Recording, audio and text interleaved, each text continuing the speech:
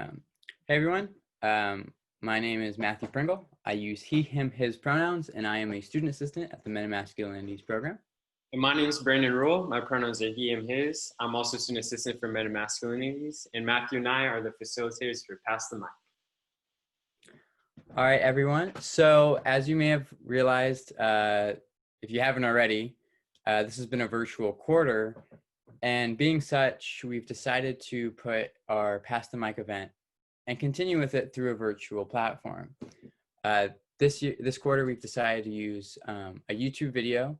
And so the way that this Pass the Mic will work is you can watch the video at your own leisure, and each speaker is actually a M&M staff member who is going to be giving their own testimony and own discussion on their journey in relation to manhood.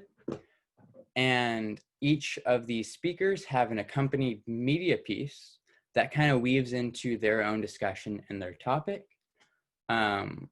Where you can get involved with this is we're going to have at the end of each final media piece for after the speaker, there will be a time slot that's listed at the bottom of the description page for the actual whole Pass the Mic YouTube video.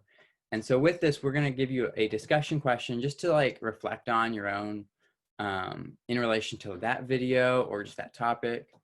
And yeah, we just hope you enjoy this Pass the Mic. Brandon and I have worked very hard to put it together for you, and we are excited to share this kind of as just like a culminating experience for all of us at M&M. And yeah, we just hope you enjoy. Hey, what's up, y'all? My name's Nick. I'm the coordinator for the Men and Masculinities program, and I'm up here on a beautiful little hill right up from where we live in Atascadero. So hello from me to you, and thanks for watching this.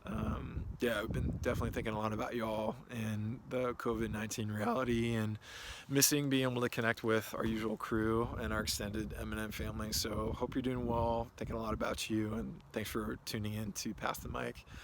Yeah, so I'll cut to it. I've done this like 5 times, and I've gone over time every time, so I'm going to cut right to the chase. And I wanted to share a specific memory that I have that's kind of tied to the process that I went through of moving from boyhood to manhood. And you know, it's really interesting. In Western American culture, we've lost a lot of our rites of passage, or the traditions that were kind of put in place to offer that to boys or young men to kind of move from that, you know, that identity or that developmental stage of boyhood into manhood. And I'll say, you know, kind of right off the bat that I didn't grow up with an acknowledged tradition in my family of how that worked. And so the story that I want to share is how, you know, my dad negotiated that in one way, and then how that kind of kicked off the process for me of thinking about like, well, when do I feel comfortable, or when do I feel like I can sort of claim that title that I am a man, and that I'm not a boy. And so hunting is part of our family's tradition. I wouldn't say it's something that is kind of one of my hobbies, but the significance for it for me is that it was always a time where my dad and I got to hang out. And my dad really loves hunting, and so we would go on hunting trips and do that growing up, and it was a way that we could really spend some quality time together.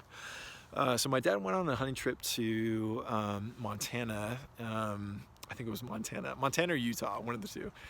And he came back, and you know, he walked in the door, and we're helping him unpack, and he gives me this wrapped present in like butcher paper.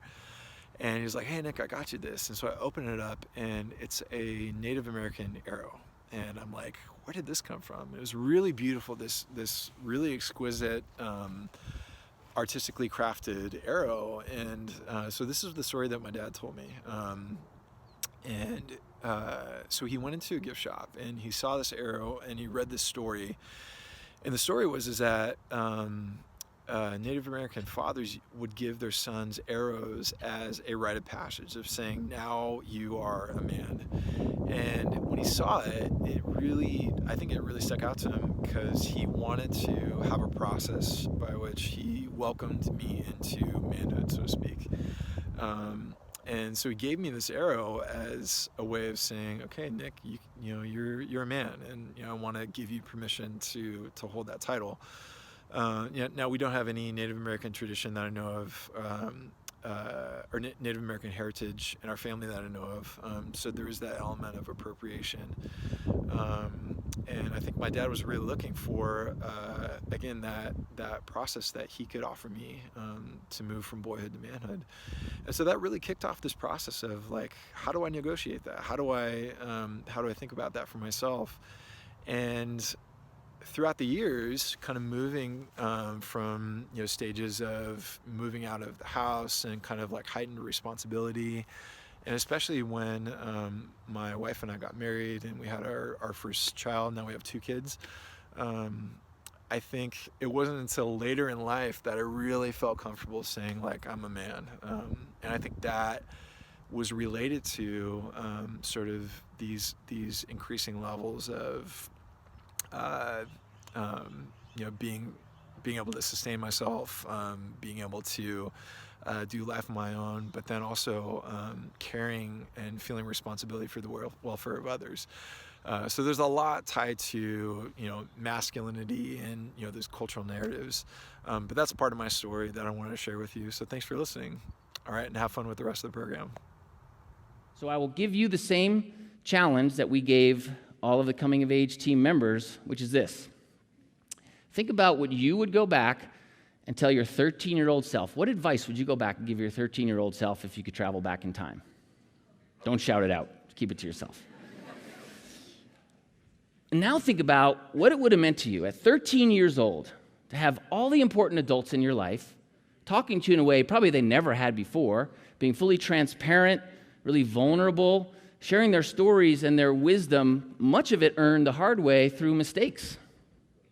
Mistakes maybe you won't now have to make because someone shared their wisdom with you. So for our boys, we did this wisdom sharing on a walk. Down at Riverbend Park, it's just past dawn. There's mist rising up off the Deschutes. The whole coming of age team, about 10 men, set off down the river trail, one man stopping every 5 minutes, so that every man will have 5 minutes one-on-one with our son to give their particular piece of advice. Heads off with the first man, big, strong guy, who says, when I was in high school, I was a bully.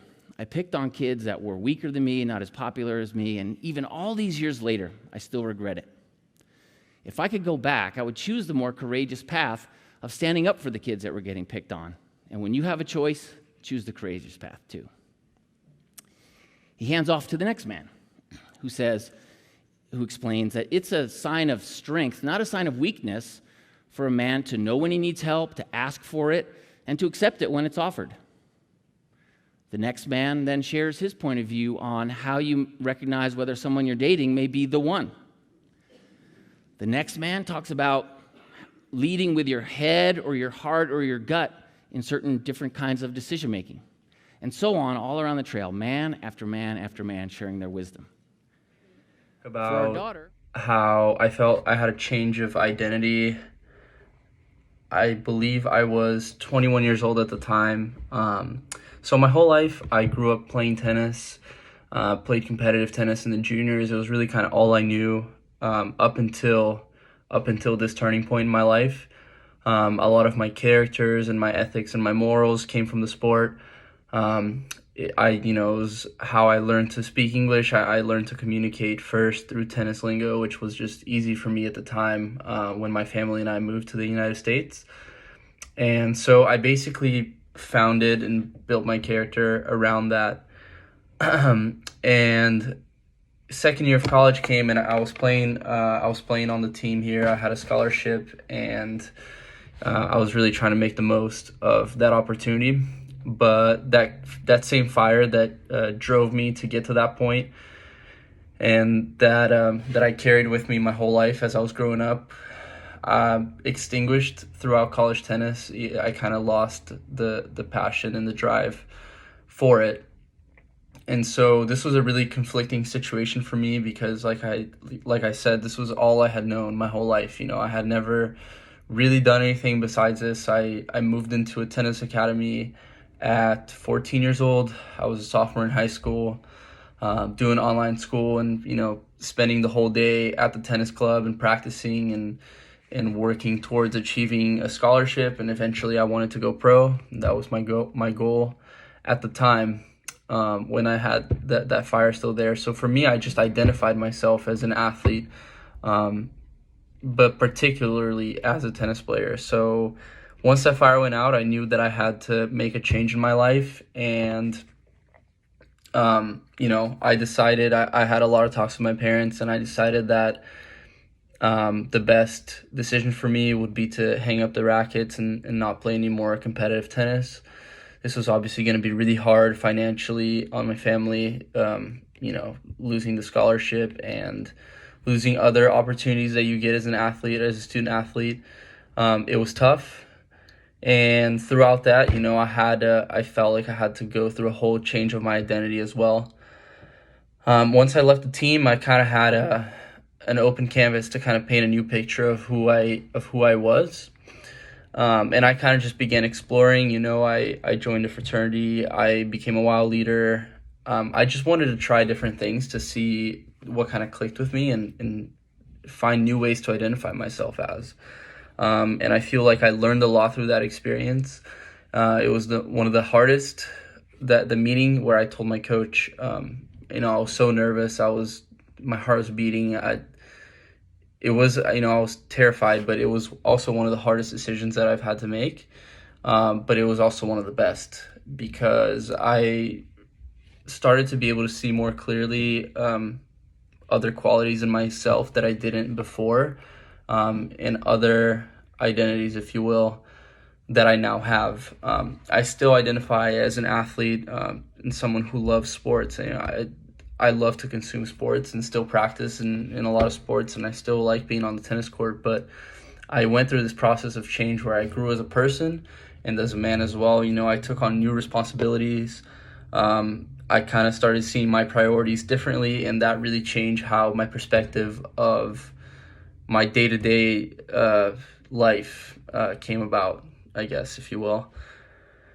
But yeah, it was a really crazy time for me. You know, I kind of try to experience with everything, and at this point I have no regrets. I feel like I've only grown as a person since, and being with the Men and Masculinities program for the last almost 2 quarters now has given me yet another perspective, and you know, just taught me more. I do want to be like the alpha. I do want to be like, listen, I'm going to look after you. Like, it's kind of control, isn't it, as well? It's kind of like you want to be in control, maybe. Do you think that's what it is?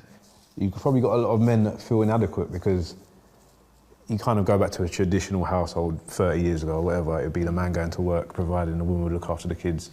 But nowadays, some men might feel like, I don't have a place. I mean, my missus is earning more than me. I don't feel, do you know what I'm saying? I'm like that. Nice.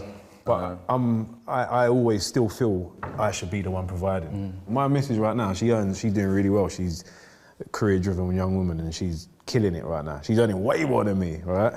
And even though she's earning, and she's like, oh, don't worry, babe, I'll pay for it. And I'm like, no. Yeah, I'm like that. Is it pressure, though? Yeah, I felt mad pressure. So coming from Scotland, I had a child on the way and I'd just been let go of my contract. And I was thinking, where the hell's the money gonna come from? Like, how are you gonna pay for diapers? How are you gonna pay for rompers? How are you gonna pay for wipes, food?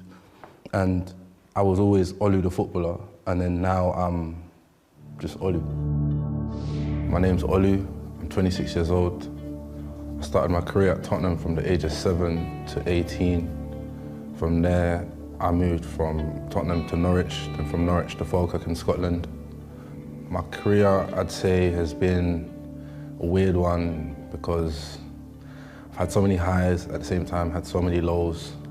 I faced, let's say, an identity crisis where I was trying to figure out who I was as a person, and the transition from everyday training to then becoming, you know, your average Joe was hard.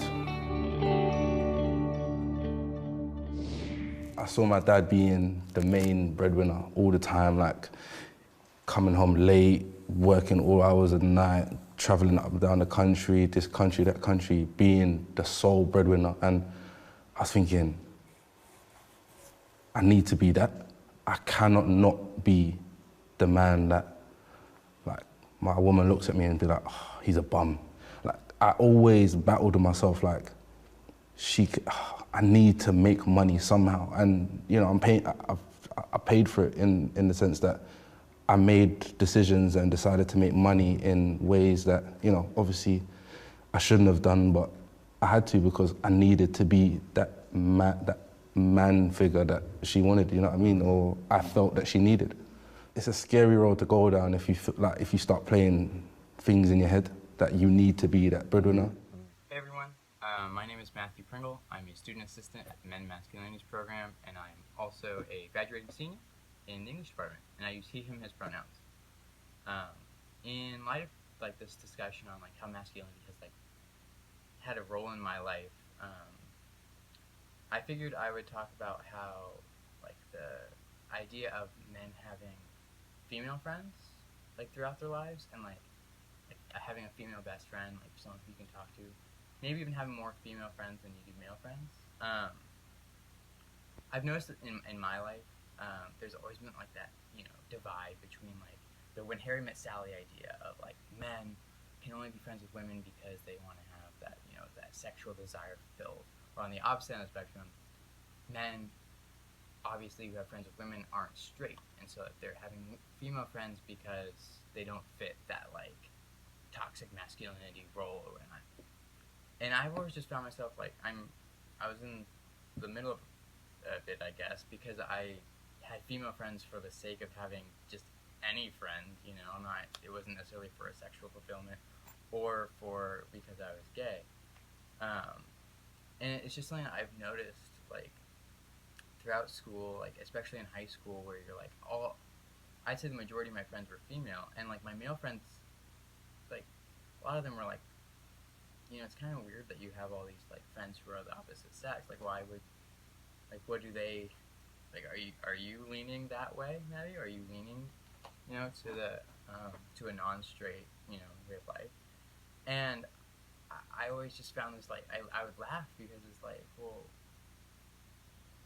in my experience, you know, you have a woman who has typically more emotional intelligence, and being a person who likes to talk about like emotion and like, you know, things that you're feeling, couldn't do that with my guy friends. And so I had most of my friends, most of my best friends in high school and college have been women, because I can talk to them about things that like I wouldn't be able to talk about with my guy friends, just because all of them have had like this like toxic masculinity like idea of it. It's just been like overarching, like constantly hovering above them, that they have to fit that same mold. And it didn't matter if they were a jock or, you know, person who was really like a stereotypical geek or nerd, you know, like they still like held that idea. And it was interesting to me because I'm like, I don't get this dichotomy of like having female friends and being gay, or having female friends in the idea of, you know, sexual pursuits. Like I liked having a female friend because I saw in them what I saw in my male friends, or in any friend, you know, humor, intelligence, a person to talk to. But I guess like with a female friend, I had the added bonus of being able to talk about pretty much anything, whereas my guy friends, I felt like I had to hold back, and I like couldn't be like my true self completely and like bear all of, like this emotion that I had up that I needed to discuss. And I found myself like wanting that more as soon as once I got into middle school and like into high school. I'm like, I really don't care to be, I wasn't a person who's into sports, you know, I was a person who always like spent their time hanging out in teachers' classrooms and like my English teachers' classrooms and like talking about books for like different things, you know. Like I have a vivid memory talking about like David Foster Wallace in one of my English classes, just because I did not care to talk about the 49ers going to the Super Bowl, you know. I don't care about sports in general. But I found with my female friends, I was able to talk about these things. Like I was able to talk about books, and I was able to talk about you know, anything I wanted to with them. And it was just like I would get ostracized by the people, like the dominant males in my senior class, and whatnot. And it was just like they called these like slurs, and it's like that you're just being demeaning for the sake of being rude. Like I didn't understand. Is it something that you were like?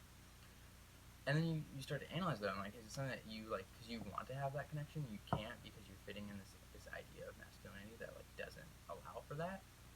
And I've noticed like those guys when they go to college, they're not with that same group anymore, so they're able to like almost reinvent themselves in college and become like I guess would be more of the true self. And I've just found that this is like it's so refreshing to see that because you see a person who is such, you know, for lack of a better term, a dick in high school, and they become such a like new person, and you're like, wow, I wish I knew that person in high school or before. And sometimes you get the chance to meet that person. It's like awesome. I've seen that within my own friends and whatnot, but it just kind of like it was awesome to see that change, and I realized that like college is allowed for that, but we still have a ways to go in doing so because you still have people in high school who feel like they have to fit that mold of toxic masculinity or just general masculine values. And I feel like if it wasn't so gendered in who you can spend your time with, you know, we'd be a lot more, you know, advanced and a lot more, you know, progressive. But I would just say like, in having a female friends and whatnot, the majority of that, it's always been a way for me to like connect and really be my truest self in a way that like being with my male friends wouldn't allow for. So I guess that's been something like within masculinity that's always like bothered me, but also has been like a refreshing thing to see played out later on. But yeah, so thank you for listening, and I'll see ya. All right, Jared, Jennifer, what we have here is two Venn diagrams. The one over here on the left, this is what each of you thinks the other person needs. And the one on the right is what you each said you yourselves need. So looking over all this information, seeing that you kind of seem to understand what each other needs, how do you think that affects your relationship with each other? I think that's probably why we're such good friends, and that's why it's just easy being friends. That's why we're staying good friends. Yeah. Is there anything specific that you guys get out of male-female relationships that you don't get out of relationships with members of the same sex? Yeah. Just a different perspective, a different point of view. Because I really We've had these conversations. What's going through dudes' brains, and I feel like, Alex, what does this weird thing mean? In my female relationships, I can be emotional and they get it, whereas like I think of like going out to lunch with my guy friends and they're like, hey, what's up, man? Why do you think a lot of people seem to have difficulty with male-female friendships? It's sex. Sex, yeah. Self-control. Because hormones. Yeah, I think really it just basically comes down to a matter of self-control and respecting the other person so much. You don't need to try to stick your thing in every. Thank you. It complicates things. Yeah. You know what I mean? Just because one person might be attracted to the other person, you know, doesn't mean that you have to act on it, you know, if you value their friendship enough, you know. That's the big part is momentary pleasure. Does that defeat long-term rewarding, fulfilling relationships? What we found was really interesting. Not only did almost all of these cross-sex friends feel some attraction towards each other, they had openly discussed it, and then opted to continue the friendship without moving into a romantic relationship. Why? Because they realized the benefits of these particular friendships outweighed those of a relationship. Are there benefits to just being friends that you don't get out of a relationship? Yeah, because there's less of a responsibility, I guess. With boyfriends, I feel like it's always like, the relationship, let's talk about the relationship, like make sure what's up with our relationship, the next level, and like with you, it's like whatever. It just is what it is, you know? There's not a lot of maintenance that I have to do to like maintain a friendship with you, besides just be myself. In romantic relationships, where there is sex involved, a lot of times a lot of it gets shifted and get put heavily on sex. To where with Jennifer and I, there's no sex involved. There is so much focus on a lot of these things that we both, pick because that is what we share together, and all of the intensity stays right there. I love that I don't want to have sex with you. I wake up every day and I'm like, thank God I don't want to have sex with you, because then we can keep being friends, you know? And you're able to fight your attraction off me. Yeah, I'm able to fight my attraction to her that I can't bear. Are you attracted to me at all? Yeah. Is this a question? Yeah. I just want to know. I mean, I think you're attractive. Has there ever been an attraction between you two? I'm totally attracted. He's like a beautiful person. Just because that's there doesn't mean that you have to engage in it. And we're open about it. Like, it's not something we try and act like doesn't exist, because anytime you try and suppress any emotion or anything you're thinking, it ends up just bubbling up and being even more so than what it originally is. I just think just having trust and just being open and just going with it. And just in today's time, you want good friendship with us. Hi everyone, my name's Lou, she, her, hers. So for me, I have a very particular place in terms of talking about my identity and masculinities because I am a trans woman. And so my experiences are going to be a little bit different in terms of what I'm going to be talking about. But I definitely want to start off with what my experience of being a trans woman is, because in a lot of ways my womanhood is tied to manhood, and the ways that the two interact. Growing up, back when I thought I was a man, it was this very interesting thing of not really understanding masculinities that were presented to me. I grew up with a couple of the notions and a couple of the very understandings of like very traditional masculinities, of being strong, being stoic, being the breadwinner of the family. And it's something that I saw and something that I didn't necessarily identify with, which gave me an interesting position of having to explore masculinities outside of that. And so I started to explore other forms of masculinities, non-traditional forms of masculinities, and that's when I kind of realized that masculinity wasn't really for me, and I didn't really know what that meant. Initially, I thought it was just a thing of thinking I was a gay man, being gay. But eventually I started to realize it was something along the lines of my own identity as a woman. I remember growing up a lot thinking, wow, life would be so much easier if I was a girl. Wow, I want to be a girl. I want to be a Disney princess. I want everything that was presented to me that had to do a lot with womanhood. Being a mother. I didn't want to necessarily be a father, though fathers can be nurturing, can be caring in the same ways that mothers can. I wanted to specifically be a mother. And so I got to the point where I realized like the identities that I had wasn't necessarily tied to masculinities and manhood, but more so to womanhood and the woman that I want to be / the woman that I am. And so for me, it's really interesting because so much of my identity as a woman is tied to the ways that I understand and the ways that I've explored manhood and masculinities. Because at the end of the day, the only reason why I was able to truly understand that I am a woman is that I had to explore manhood and I had to explore masculinities to its full extent before I kind of sat down and was like, none of these work for me. I am none of these.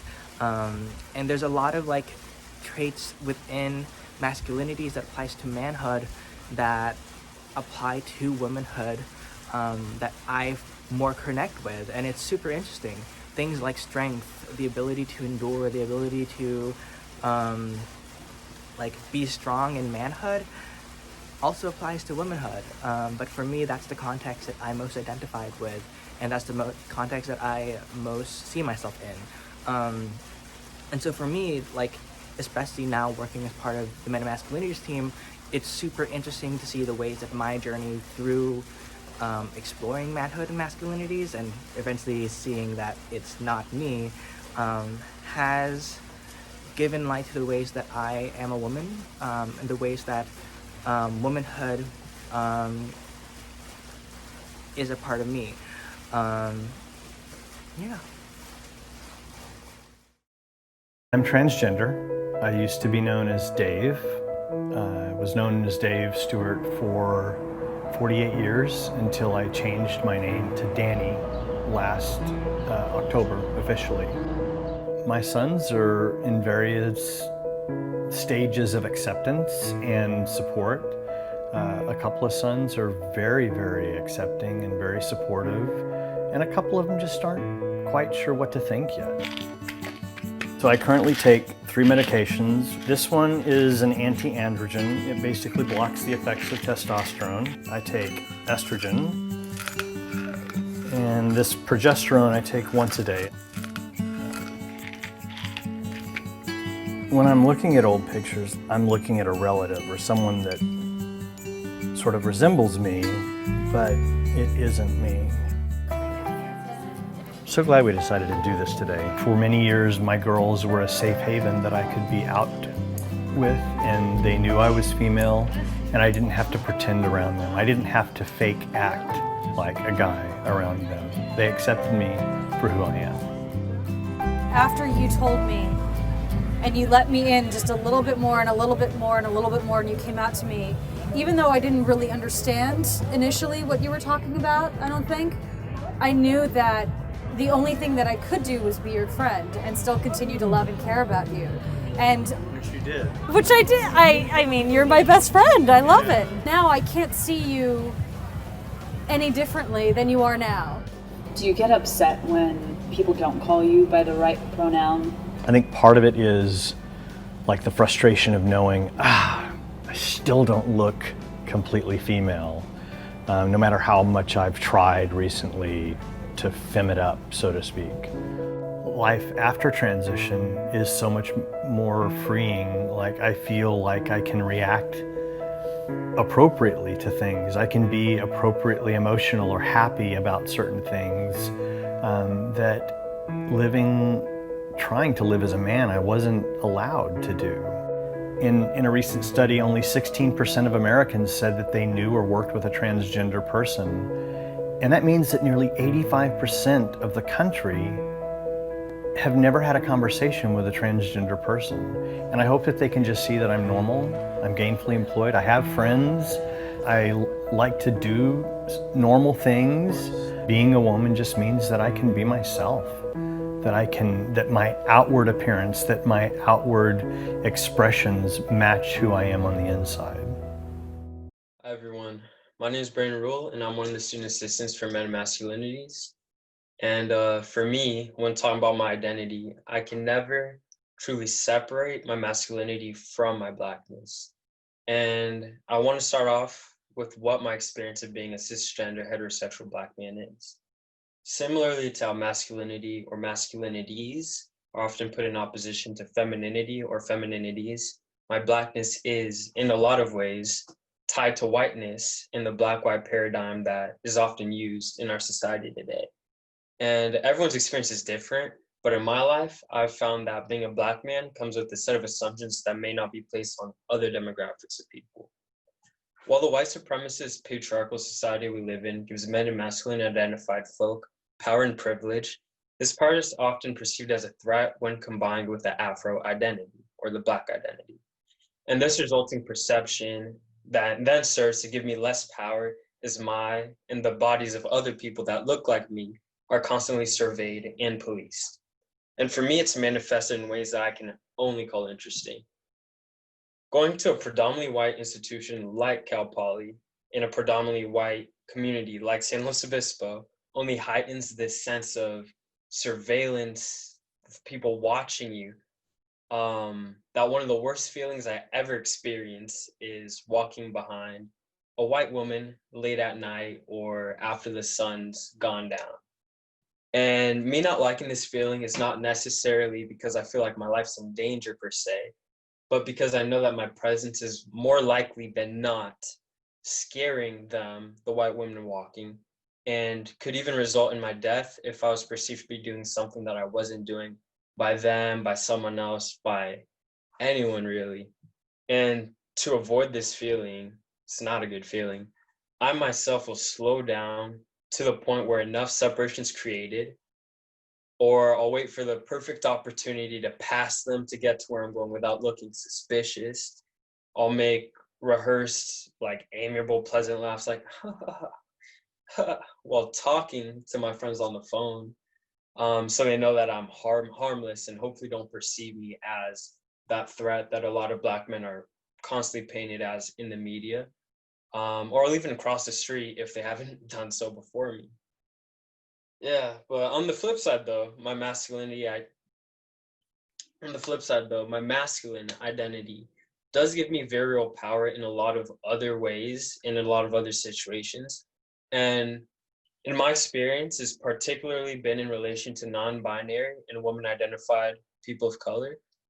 And so, for example, if I go to a restaurant in San Luis Obispo with one of my Black women friends, the server will more often than not assume that I'm the one with the money and will hand me the check after we're eating. And obviously that's not always the case. My friends and I, we like to pay for each other back and forth. So I'm not the one who's always, sometimes I don't even have my wallet with me in the restaurant, but they will hand me the check. And even if we're at a place like Chipotle, where you tell people your order, you go in line and you just pay at the register. And one of my aforementioned friends hands the person working the cash register their debit card or cash. The person working at the register will actually hand their money back to me, the money of my friends. Like, they'll hand it to me despite me not playing any part in the payment. And some people could view these instances that I'm describing as a burden rather than a privilege. But the way I see it is, we live in a society loaded with assumptions about who can afford what and who can serve who. And that's not even diving into the fact that I can really go somewhere with a Black woman identified friend in San Luis Obispo without people assuming we're a heterosexual couple, brother and sister, cousins, or some other family variety. So needless to say, my experience as a Black man is very complex, especially as it pertains to my Blackness interacting with my masculine identity.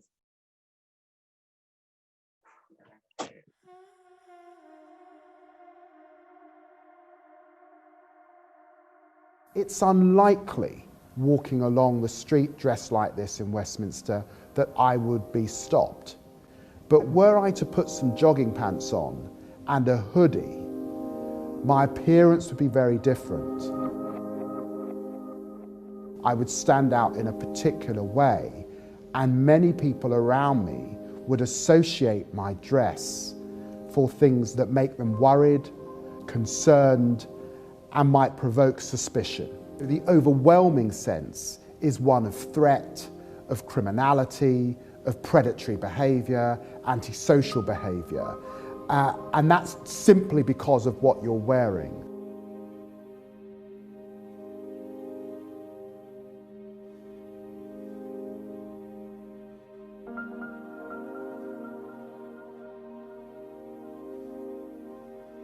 You know, the vast majority of Black fathers I meet, postmen, teachers, bankers, their stories are largely invisible.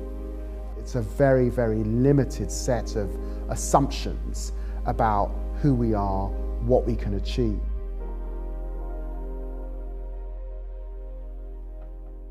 Trayvon Martin, an unarmed Black teenager, was shot down by a white neighborhood watchman who claimed self-defense. And the truth is, in the Trayvon Martin case, he may well have been shot simply because he was wearing a hoodie. Just because someone wears a hoodie does not make them a hoodlum. Many Black parents worry that others, particularly others with power and control over their lives, might perceive them differently. And for those reasons, there are conversations in ethnic minority households about how you appear to someone else. And I think that that's something that a broader white population does not consider or have to think about on a day-to-day basis. That's just the truth of it.